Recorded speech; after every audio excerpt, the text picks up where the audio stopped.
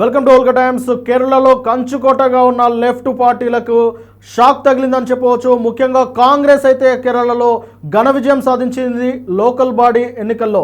అలాగే Thiruvananthapuram mayor సీట్ను BJP దక్కించుకుంది. ఇక కేరళలో ఇటు బీజేపీ కాంగ్రెస్ దూకుడుతో లెఫ్ట్ పార్టీలు అయితే డీలా పడిపోయాయి. అయితే ఇది ఎంతో కాలంగా కేరళలో లెఫ్ట్ పార్టీల హవా కొనసాగుతుందన్న విషయం అందరికీ తెలిసిందే. ఇక కమ్యూనిస్టు బతికి ఉంది అంటేనే అది కేరళ రాష్ట్రంలో. అలాంటిది కేరళపై ఎలాగైనా తమ జెండా పాతాలని అటు కాంగ్రెస్ పార్టీ అటు బీజేపీ పార్టీ అయితే తీవ్ర ప్రయత్నాలు అయితే గత 50 సంవత్సరాలుగా చేస్తూ వచ్చింది. మొత్తం మీద లోకల్ బాడీ ఎన్నికల్లో గ్రామ పంచాయతీ ఎన్నికల్లో కాంగ్రెస్ పార్టీ ఘన విజయం సాధించింది.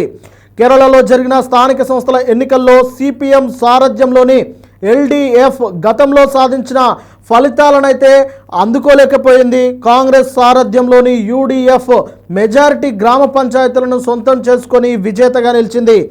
అలాగే రాబోయే అసెంబ్లీ ఎన్నికల్లో ఈ గెలుపుతో మరింత పార్టీ బలపడే అవకాశం ఉన్నట్లయితే తెలుస్తూ ఉన్నది. అలాగే తిరువనంతపురం కార్పొరేషన్ ఎన్డీఏ గెలుచుకోవడం బీజేపీ శ్రేణుల్లో సంతోషాన్ని నింపింది.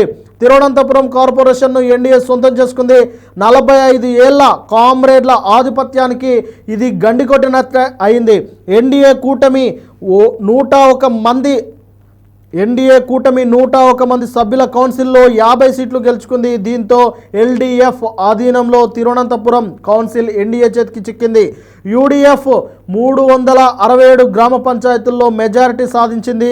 ఎల్డీఎఫ్ 234 గ్రామ పంచాయతీల్లో గెలవగా ఎన్డీఏ 5 గ్రామ పంచాయతీలు మాత్రమే దక్కించుకుంది. కార్పొరేషన్లో యూడీఎఫ్ 3 కార్పొరేషన్లో పాగా వేయగా ఎన్డీఏ తిరువనంతపురం మెజారిటీ సాధించింది. పాలక్కాడు మున్సిపాలిటీని నిలబెట్టుకుంది. అలాగే అక్కడ 53 సీట్లలో 25 గెలుచుకుంది. 14 జిల్లా గ్రామ పంచాయతీల్లో 7ని యూడీఎఫ్ దక్కించుకోగా ఎల్డీఎఫ్ 6 స్థానాల్లో గెలిచింది. కేరళ స్థానిక సంస్థల ఎన్నికల్లో యూడీఎఫ్ సాధించిన విజయంపై రాహుల్ గాంధీ సంతోషం వ్యక్తం చేశారు. నిర్ణయాత్మకమైన తీర్పునిచ్చిన ప్రజలకు సెల్యూట్ చేస్తున్నానని ఆయన ట్వీట్ చేశారు.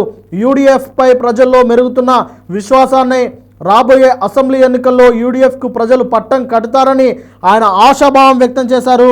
మొత్తం మీద లెఫ్ట్ పార్టీల కంచుకోటగా ఉన్న కేరళ అయితే బీటలు వారిందని చెప్పవచ్చు. స్థానిక సంస్థల ఎన్నికల్లో సిపిఎం నేతృత్వంలోని అధికార లెఫ్ట్ డెమోక్రటిక్ ఫ్రంట్ ఎల్డీఎఫ్కు గట్టి ఎదురుదెబ్బ తగిలింది. కాంగ్రెస్ నేతృత్వంలోని యునైటెడ్ డెమోక్రటిక్ ఫ్రంట్ స్పష్టమైన మెజారిటీ సాధించింది. 45 ఏళ్లుగా వామపక్షాల చేతుల్లో ఉన్న తిరువనంతపురం నగరపాలక సంస్థల్లో బీజేపీ పాగా వేసింది. అలాగే గడిచిన 25 సంవత్సరాలుగా వామపక్షాలు పరిపాలిస్తున్న కొల్లం నగరపాలక సంస్థలు యూడీఎఫ్ వశమైంది. ఈ ఎన్నికల్లో మొత్తం 87 పురపాలక సంఘాలకు గాను యూడీఎఫ్ 54 చేజిక్కించుకుంది. ఎల్డీఎఫ్ 28 మున్సిపాలిటీల్లో ఎన్డీఏ 2 పురపాలక సంఘాల్లో విజయం సాధించింది. రాష్ట్రంలోని 6 నగరపాలక సంస్థల్లో 4 యూడీఎఫ్ వరం కాగా ఎల్డీఎఫ్లో చెరొకటి గెలుచుకున్నాయి. 504 గ్రామ పంచాయతీల్లో యూడీఎఫ్ 341 గ్రామ పంచాయతీల్లో ఎల్డీఎఫ్ 64 చోట్ల టీఈ 26 పంచాయతీల్లో ఎన్డీఏ పైచేయి సాధించింది. 14 జిల్లా పంచాయతీల్లో ఎల్డీఎఫ్ యూడీఎఫ్లకు 7 చొప్పున స్థానాలు లభించాయి. అలాగే బ్లాకు స్థాయిలో యూడీఎఫ్ 74 స్థానాలు ఎల్డీఎఫ్ 63 స్థానాలు కైవసం చేసుకుంది. అలాగే బీజేపీ నేతృత్వంలోని ఎన్డీఏ కూటమి తిరువనంతపురం నగరపాలక సంస్థలో భారీ ఆధిక్యత సాధించింది. మొత్తం మీద 101 డివిజన్లో ఎన్డీఏ 50, ఎల్డీఎఫ్ 29, యూడీఎఫ్ 19 డివిజన్లో గెలుపొందింది. తిరువనంతపురంలో ఎన్డీఏ విజయంపై నరేంద్ర మోడీ హర్షం వ్యక్తం చేశారు.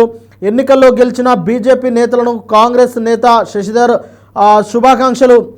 థరూర్ శుభాకాంక్షలు కూడా తెలిపారు. బీజేపీ నేతలకు యూడీఎఫ్ ఆధిక్యాన్ని అందించినందుకు కాంగ్రెస్ నేతలు ఖర్గే, రాహుల్ గాంధీ కేరళ ప్రజలకు ధన్యవాదాలు చేస్తూ ట్వీట్ కూడా తెలిపారు. మొత్తం మీద కేరళలో లెఫ్ట్ పార్టీలను కాదని ఇటు కాంగ్రెస్ అటు బీజేపీ 2 దూసుకెళ్ళిపోవడంపై ఇప్పుడు దేశవ్యాప్తంగా రాజకీయ నాయకులందరూ కేరళ వైపు చూస్తూ ఉన్నారు. కేరళలో కంచుకోటగా ఉన్న లెఫ్ట్ పార్టీలను కూలదోసిన చరిత్ర ఇటు కాంగ్రెస్ పార్టీకి బీజేపీకి దక్కిందన్నట్లు ఇప్పుడు చర్చిస్తూ ఉన్నారు. చూడాలి మరి రాబోయే అసెంబ్లీ ఎన్నికల్లో లెఫ్ట్ పార్టీలను కాదని కాంగ్రెస్ బీజేపీ ఏ మేరకు విజయం సాధిస్తుందో అనేది ఇప్పుడు ఆసక్తికరంగా మారింది.